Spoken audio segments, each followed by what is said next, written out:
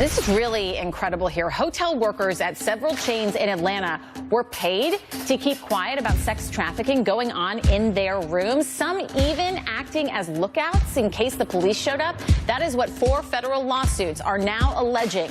And joining me now to talk about this, the attorneys representing 4 sex trafficking survivors involved in these lawsuits. We're talking to Pat McDonough, Jonathan Tong, and Trinity Hundredmark, all involved in this. Pat, I want to start with you. I mean, the allegations, I've read through some of them, so incredibly atrocious. Even one victim who went to a hotel worker to tell this worker about a plan to escape. They then in turn told the trafficker, and she was then beat up. What else did you uncover here?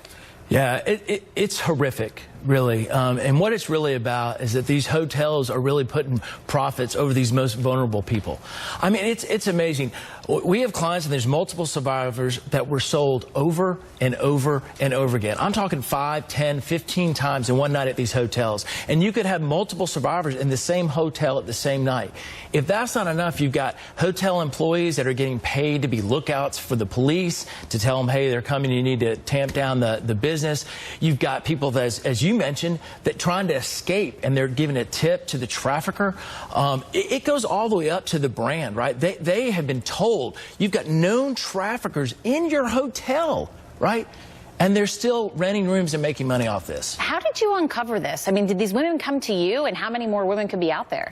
I mean, there's no telling how many people are out there, but I will say that it's not a coincidence that it's the same, that 4 survivors are suing the same 4 hotels. And if you start looking into this very far in Atlanta, then you hear the same names of the same places over and over. And it's so well known that, you know, finding witnesses to this stuff, there are employees involved, but there are employees that left their job because they weren't happy with this. They didn't like what they saw. And when things happen at hotels, there are witnesses that see them happen. We've reached out to all of the hotels that are named in your lawsuit. The only one that responded was the Red Roof Inn.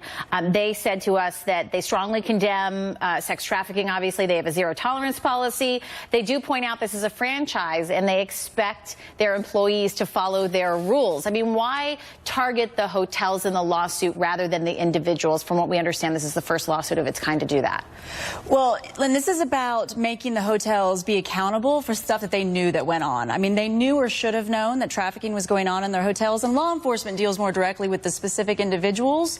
But this is about holding hotels accountable that knew these activities were going on in their hotels all the way up the chain. The TripAdvisor reviews were out there that said this was going on, that there was criminal activity, drug activity, sex trafficking, all the way up to calls made to higher levels to CEOs, and nothing was done about it. And they just allowed it to go on because at the bottom line, they were making money and their goal was to rent rooms. And you know, Atlanta is the epicenter for this, and we know that there is a huge movement to try and get some of these hotels to crack down. In the complaint, as many as 20 men a day visited some of these hotel rooms for a short amount of times. A huge red flag, obviously, when it comes to trafficking. But many times we see with victims, it is so difficult for them to come forward because they are abused, because they are almost like slaves in these traffickers' hands. How do you prepare women like this for this kind of trial? Well, let me just say this. It is very difficult, but I believe it was an honor to actually meet these survivors. They are some of the most inspiring people that I've ever met. I mean, you listen to their stories and it's hard not to be moved. Every person, whether it's our clients or whether it's other survivors, are going through a very traumatic, you know, mental health injury, and they really do need help. So it is complex and it's individual and it's case by case. But we're there, and they're strong, and they're going to do it. Jonathan, what are some of the pieces of evidence that you have? Do you have surveillance? Do you have witness statements? Talk to me about that. I don't know if we can get into everything that we will use at trial. There are witnesses to a lot of this, and what's in the complaint we allege to be true, and we have reasons to know that it's true. I would also say that the Red Roof Inn was not a franchise during all of the time period when our survivors were trafficked there. And so the corporation ran the hotel. They knew about it. It was accountable to the corporation directly.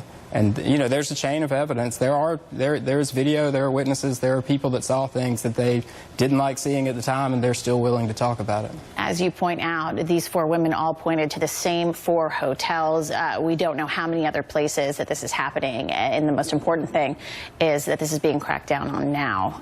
Thank you so much to all of you for being with me. I appreciate it. Thank you. Thank you.